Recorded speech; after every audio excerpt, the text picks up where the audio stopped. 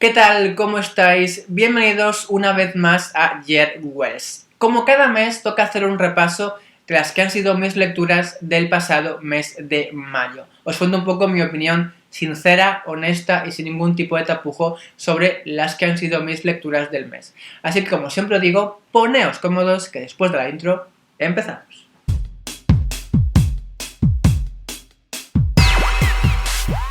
Y lo hacemos con un libro que es bastante peculiar y bastante especial, ya que no es una novela per se, sino que es un libro companion de una saga que me gustó mucho, que hace poco que he leído y que ya os comenté en este canal. Hablo de este libro llamado De cómo el rey de Elfheim aprendió a odiar los cuentos. Esta recopilación de historias cortas nos permite conocer un poquito mejor a Cárdan y ver ciertos puntos del libro original contados desde su punto de vista tan particular. No es una novela de la saga per se y requiere que conozcáis perfectamente la trilogía al completo, ya que hay bastantes spoilers de cómo es la vida de Cárdan ahora con Jude, de lo que pasó en Palacio, con lo cual no lo leáis si no conocéis la trilogía original, por supuesto. Es cierto que este libro, su interés radica más que nada en la edición y en el tacto y en los dibujos y en cómo está montado, más que en el texto, porque el texto, como digo, es muy breve, son como pequeños cuentos, relatos cortos, que amplían un poco más en el mundillo de Holy Black y más que nada en El Príncipe Cárdan.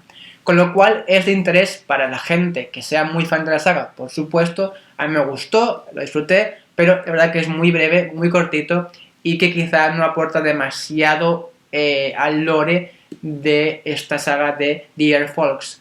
Pero bueno, insisto, para fans de la saga está muy bien, es muy recomendable, pero se lee en nada, dura poquísimo y creo que radica más como objeto de colección que como otra cosa. Yo digo que la edición es fantabulosa, magnífica, los dibujos son espectaculares y la edición, como digo, huele bien, se toca bien y es una auténtica pasada. Tapadura más, brilla, con lo cual sí, para fans sí, pero insisto, tampoco es un libro que considere imprescindible. Para la gente que sin más le gustó, pues oye, quizás no.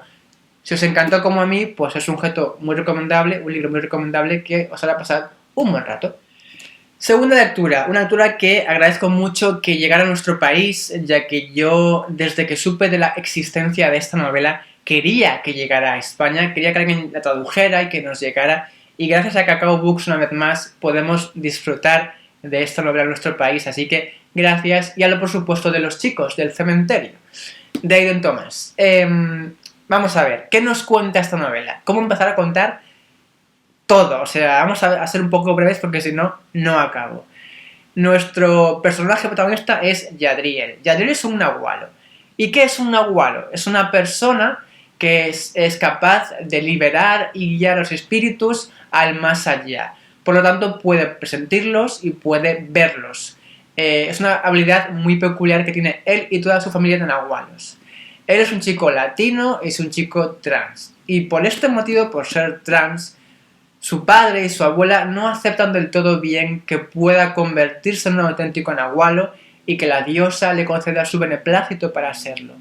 Así que el chico rebelde sin causa, en este caso con causa y muy justificada, decide ir por su cuenta y hacerlo él solo con su mejor amiga y su prima también, Maritza. Y juntos realizan una ceremonia y invocan a su primer espíritu, por supuesto, a espaldas de su padre y de su familia entera. Claro, este espíritu, así las cosas de la vida, es Julián Díaz, un chico de su clase que él conoce un poquito y que es el típico chico chuleras, un típico chico rebelde de clase que no sabe bien qué hacer con su vida.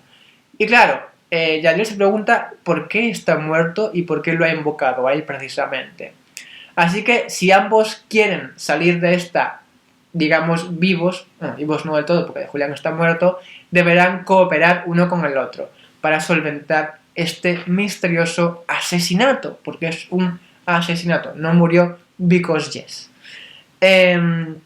Me encantó este libro, eso lo dejo ya clarito ahí, bien plasmado, porque creo que tiene muchas cosas que me gustan mucho en la novela. Para empezar, me gusta mucho saber mucho más sobre la cultura mesoamericana, la cultura mexicana, el Día de los Muertos, que es en torno a lo que trata esta novela, el contexto en el que se ambienta este libro, y creo que el autor obviamente sabe mucho del tema, está bien documentado y creo que él mismo es parte de esta cultura, y se nota, está bien explicado y te sumerges muy rápidamente y con mucho gusto y muy bien en este contexto cultural que es apasionante. Creo que es muy interesante lo que cuenta y cómo lo cuenta, y como digo, la forma en que logra meterte en este contexto y en esta familia y en este cementerio me parece magnífico. Yo estaba imaginando cada lugar, cada recoveco, cada situación con total precisión, porque creo que está muy bien escrito y muy bien, como digo, plasmada esta cultura histórica. Otro punto que me gustó mucho de la novela es que la relación no es, por fin, la típica de amor a primera vista de me enamoro porque está muy bueno y me gusta y ya está. No. Es una relación que se cuece a fuego muy, muy lento. Y eso me gusta. Porque Julián y Yadiel pasan de cooperar porque no les queda otra, porque si no, básicamente, ¿qué será de ellos? Tienen que cooperar forzadamente, un poco con indiferencia, pero hay que hacerlo. Y poco a poco, a base de conversar y a base de compartir tiempo juntos, pasan a conocerse mucho más y a descubrir que no son tan opuestos como quizá creen que son. Y pasan a ser poco a poco amigos. Y luego esta amistad va creciendo, va evolucionando, empiezan a descubrir otro sentimiento y que quizá estén poco a poco empezando a interesarse por el otro de forma más tierna o más íntima. Y me gusta mucho lo bien expuesto que está, de forma muy realista y muy honesta y transparente y muy sincera, que eso me gusta mucho y no se ve mucho en novelas de cualquier índole romántico. Así que me ha gustado mucho cómo se plasma la relación, cómo se construye y cómo van creciendo los dos en base al apoyo mutuo que se procesan. Y eso me gusta mucho. Y también, por supuesto, el tema trans por parte de Yadiel. Creo que está muy bien tratado. No es un pegote en la trama, sino que tiene sentido con quién es el personaje, con quién quiere ser y con cómo quiere ser en el futuro. Y me gusta mucho que se integre el tema muy bien en todo el contexto histórico, cultural, mexicano, mesoamericano, y cómo la tradición pugna versus la modernidad o el progreso en torno al personaje, y cómo los cambios pueden hacerse si hay voluntad y si se quieren realmente hacer. Y eso me gusta mucho cómo está tocado en esta novela. Y por supuesto, los personajes son muy carismáticos. Maritza es la recaña. Julián es un personaje que acabarás adorando por su evolución y por realmente es rebelde sin causa. Es un personaje que crece muy bien y la evolución es fantástica y es adorable. De verdad es que cuando lo veáis va a ser maravilloso. Y por supuesto, la novela tiene una profunda crítica social. No hay más que ver la trama para darse cuenta que está muy bien metida, muy necesaria, y ojalá más novelas así. El único punto negativo, por poner uno que tengo que decir, es que tardamos un poco en meternos en lo que es la trama per se de la novela, y lo entiendo, hay mucho que explicar en torno a la cultura nahual, a la cultura del Día de los Muertos, y entiendo que tenga que explicarse poco a poco y que no sea un poco abrumador, pero creo que al principio es un poquito lento. Ojo, es muy interesante lo que cuenta porque, como digo, me fascina esta cultura, esta forma de contarla y de lo interesante que es y apasionante que es, pero también es verdad que cuesta un poquito al principio entrar. Pero no cuesta en plan de me aburro, sino en plan de que hay que contar todo esto para que luego todo tenga sentido y entendamos cómo funciona este mundo y este contexto cultural. Así que nada, no es nada grave, pero lo advierto. Una vez llegas al punto del misterio, asesinato y por qué, os aseguro que vais a gozarlo muchísimo. De verdad que me ha gustado mucho, mucho, mucho este libro. Así que es muy recomendable, así que compradlo, leedlo, porque de verdad es un must.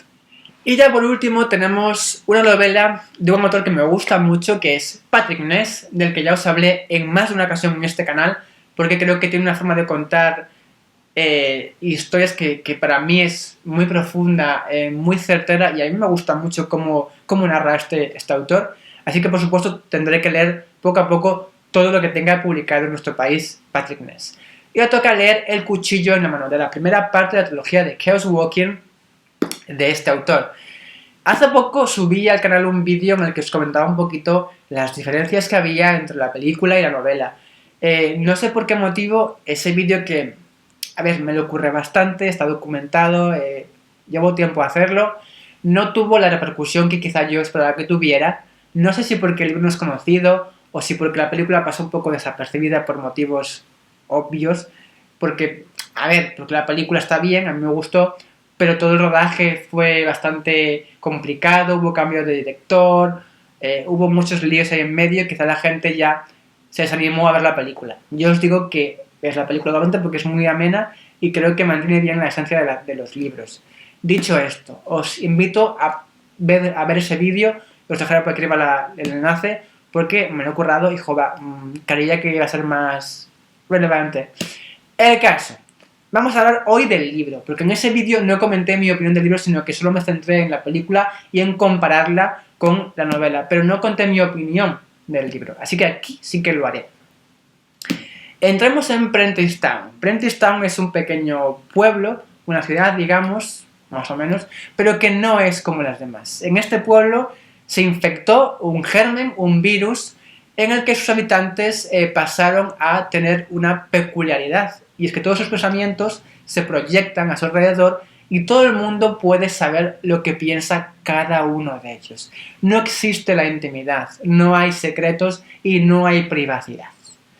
Este constante escuchar pensamientos provoca algo llamado ruido, en mayúscula. El ruido es esta proyección constante de ver lo que piensa cada persona constantemente.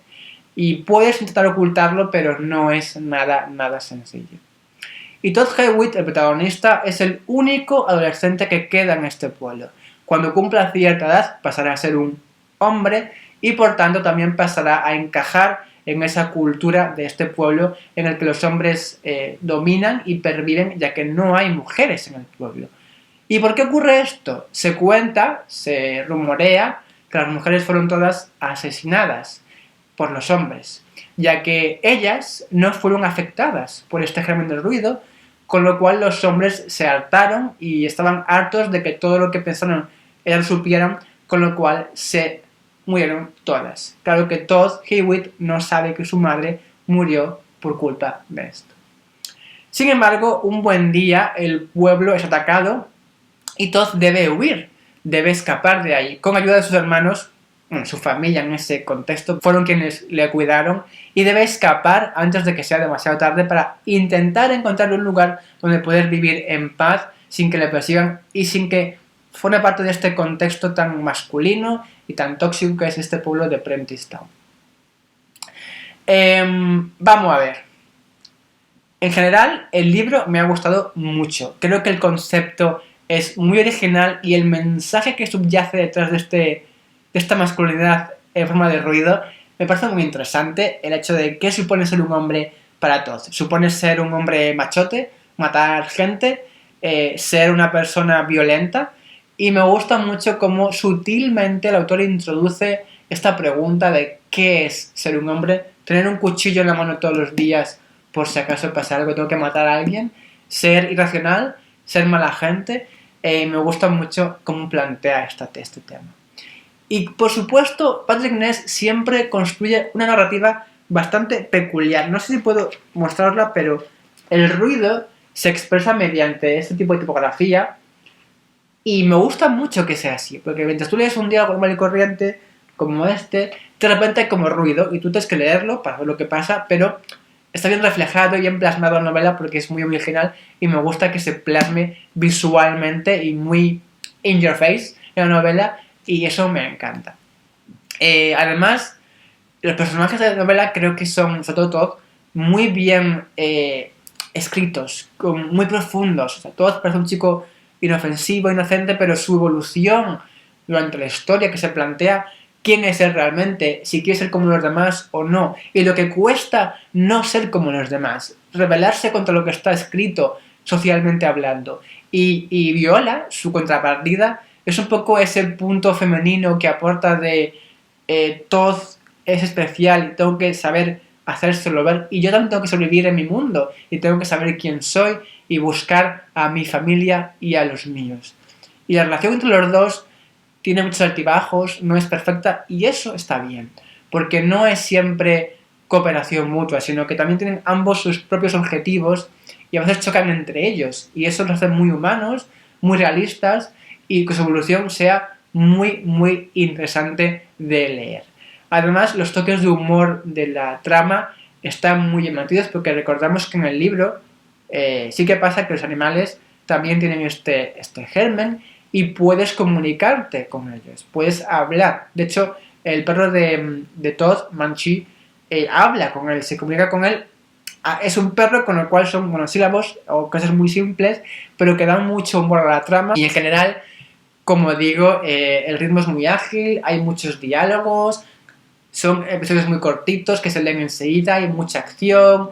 Cuando hay pausa es relevante para la trama, cuenta un poco qué es este mundo, y poco a poco vamos metiéndonos en la verdad, en qué es realmente el ruido, cómo llegó el ruido, y si realmente lo que nos han contado de él es cierto o es una falacia. Y esto tiene mucha chicha en la novela, y creo que tiene mucho que contar, y seguro que en el libro 2, que dentro de poco leeré, pues seguro que estará un poco más metido en este concepto. Lo único malo es que, bueno, spoiler, Manchi muere. Me dio mucha pena esta muerte, estuve como muy emocionado por ello, porque era como, lo veías venir, pero a la vez ocurre y dices, joder, es que no quería que pasara esto, y me dio mucha pena. Y quizá hay escenas que se me hacen un poquito largas, pero bueno, creo que son muy poquitas, en el sentido de que se pueden acortar un poquito, reducir, porque el tema que tocan es un poco lo de siempre, pero bueno, por lo demás, es una tontería, quiero decir, es algo que es como muy breve y que no entorpece en ningún caso la lectura. Así que nada, una tontería. Y acaba con un cliffhanger enorme, enorme, no como la película, que acaba bastante diferente. Y de verdad que estoy deseando seguirlo leyendo, porque, oh my god, ¿cómo acaba? Yo quiero saber por qué ese señor está ahí y qué está pasando. No me entero, quiero saber más. Así que nada, muy muy recomendable, y por supuesto, haceos con él. Y nada, esto es todo por este vídeo, espero que os haya gustado mucho, y yo os veo en el siguiente vídeo. Así que gracias por todo, hasta el siguiente, si se ve el libro, será así porque si no, no se ve. Hasta el siguiente vídeo, chao chao.